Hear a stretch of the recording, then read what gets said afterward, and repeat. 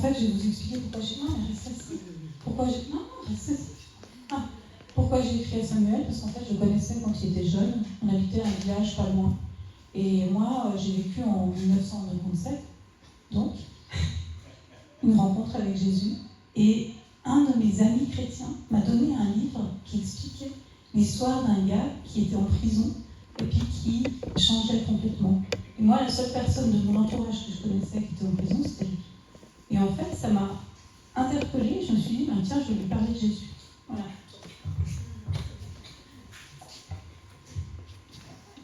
Donc, elle me parlait de son Jésus. Parce que moi, je disais, elle est cinglée, cette femme. Le seul Dieu que je connaisse, c'est mon calibre et l'argent que j'ai dans la poche. Il n'y a pas de Dieu. Mes amis musulmans, quand ils m'entendaient parler de Dieu, ils disaient astaghfirullah. Tellement je maudissais ces dieux, que ce soit musulmans, bouddhistes, catholiques, tous les dieux, je les maudissais. Je ne croyais en rien. Je suis toujours transféré tous les 3-4 mois. Et puis la chrétienne m'écrit tout le temps. Et un jour, je suis transféré à Isermoula. En fait, je vais être transféré dans la centrale la plus sécuritaire d'Europe. Et avant d'arriver dans cette centrale, j'arrive dans la prison d'arrêt qui est en face.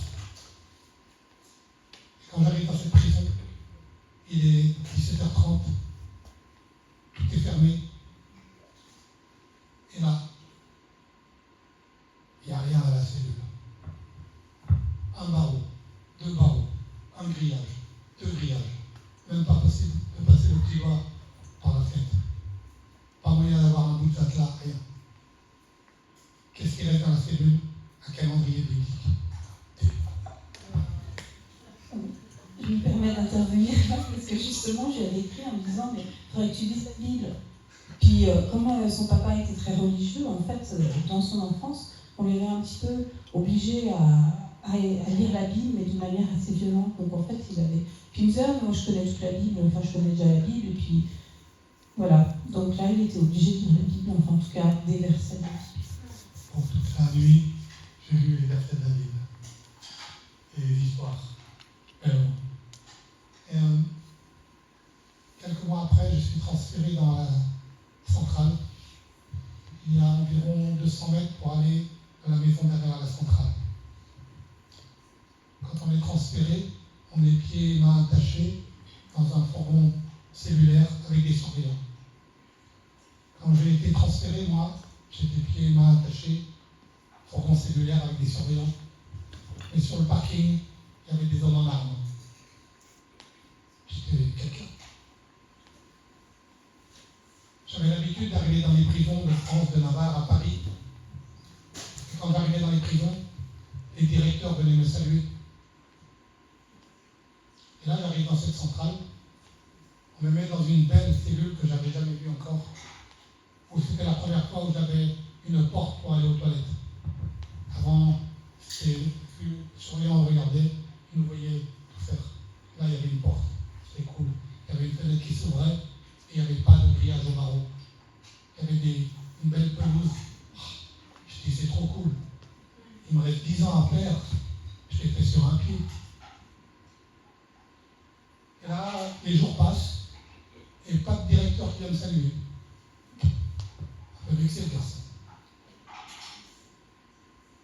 Un matin, le surveillant ouvre la porte et me dit, Fursi, le directeur veut vous voir. Alors je lui dis, va dire à ton directeur que moi, je n'ai pas envie de le voir. Là, le surveillant, il vient tout blanc. Il me dit, s'il te plaît, Fursi, il faut aller voir le directeur. Sinon, il va rester ici toute la journée et il va nous casser la tête. Le surveillant était sympa. Il me passait les plats de mon ami musulman qui me préparait à manger parce qu'il m'enseignait l'islam. J'aimais bien l'islam. Parce que dans l'islam, tu as le droit de faire un paquet de choses. tu fais ça pour le nom d'Allah, la baisse. J'aimais ça. J'aimais ça. J'aimais cette religion où tu avais le droit de faire ce que tu voulais, si tu le faisais dans le nom de Dieu. Donc je m'étais rapproché de ça. Et donc le surveillant, au bout d'un moment, je lui dis ok, je vais voir ton directeur. Et là, je rentre dans son bureau, c'est un petit bonhomme. Quand j'arrive, il est tout énervé, il est tout rouge. Et il tape sur la table, gros coup de poing. Et il me dit assieds-toi! C'est à moi que tu causes. Je croyais que j'étais pas tout seul. Hein. Et il retape sur la table. Et il me dit d'ici, on ne part pas. Alors moi, je mets un coup de pied dans la chaise. Et puis je lui dis moi, je me casse. Et je m'en vais. La guerre est déclarée.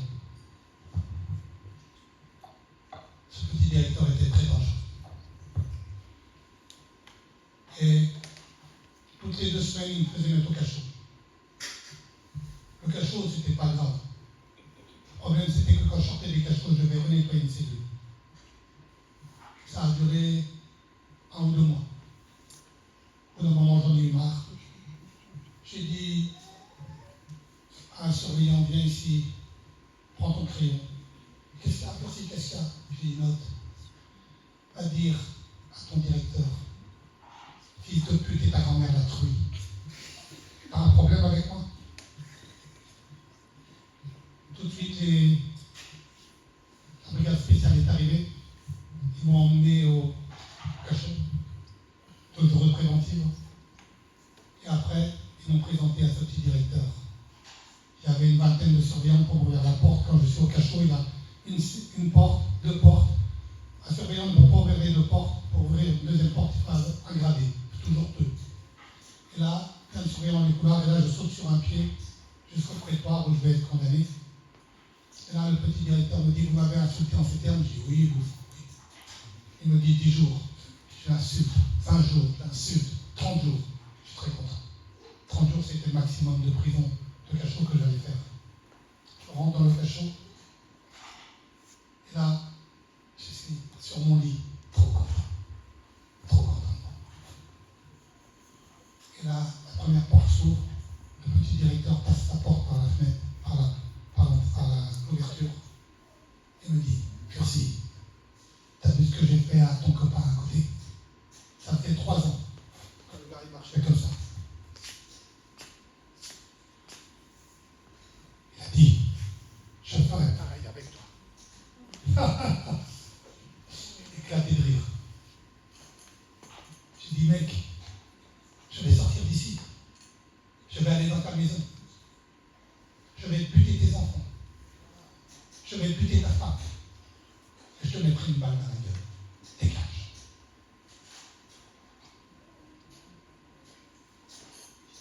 Je quitte le cachot le 4 janvier 2000. Normalement, Noël et jour de l'an, tous les prisonniers de France et de Navarre sont graciés. Et moi, quand il faut passer pour me gracier, ils ont compris qu'il ne fallait pas le faire. Tellement je les ai insultés. J'ai dit, j'accepte pas de grâce. Moi, je vais jusqu'au bout de ma peine. Je sors de prison de cachot le 4 janvier 2000. J'arrive dans une cellule. Chaque année en prison. Là, mes amis m'ont préparé un festin. Ils ont reçu les colis de leur famille. Moi, pas de famille qui venait me visiter, pas d'argent, rien, dégâts. Quand t'as pas de thunes en prison, t'es un clochard. T'es un fou. T'es un fou. Parce que moi, j'avais pas de quoi acheter quoi que ce soit. Mais j'avais tout ce qu'il fallait. Parce que je raquettais tout le monde. Et quand je ne pouvais pas raqueter les prisonniers, eh ben, je raquettais l'administration pénitentiaire. Quand j'arrivais dans leur cellule, dans leur prison, ils me disaient, tu restes tranquille, merci. Je lui donne tabac, cigarette, café, frigo, télévision. Et peut-être, je brûlerai dans ta prison. J'arrive dans cette cellule. Vous savez, mon père était un religieux et je suis obligé d'apprendre la Bible.